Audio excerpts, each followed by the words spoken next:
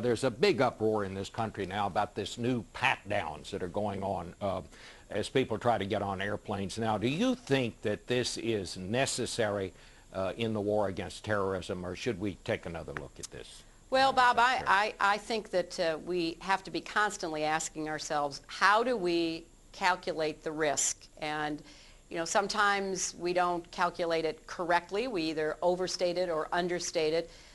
Clearly, as Secretary Napolitano has said, you know, we're doing this because the terrorists keep getting more creative about what they do to hide explosives and, you know, crazy things like underwear. So clearly there is a need. Now, if there is a way to limit the number of people who are going to be put through surveillance, that's something that I'm sure can be considered. But everybody's trying to do the right thing. Okay. And, and I understand how difficult it is and how offensive it must be for the people who are going through it. Final question. My time is up. But would you submit to one of these pat-downs? Not if I could avoid it.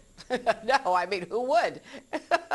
Thank you very much, Madam Secretary. Let me ask you about Secretary of State. You don't have to deal with airport security, but so many Americans do, especially coming up in this Thanksgiving week. Right. There's obviously a security threat out there, a terror threat, which is why you have this advanced technology and why you have these rather invasive pat-downs that we're seeing throughout the airports around the country.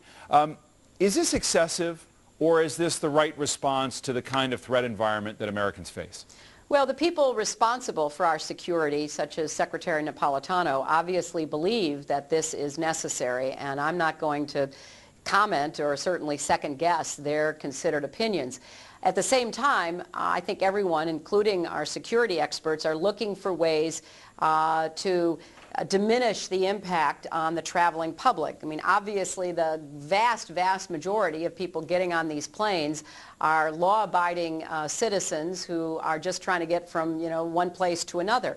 But let's not kid ourselves. The terrorists are adaptable. They start doing whatever they can to try to cause harm. And when you have people who are willing to die in order to kill Americans and others, you've got folks putting explosives in their underwear. Who would have thought that?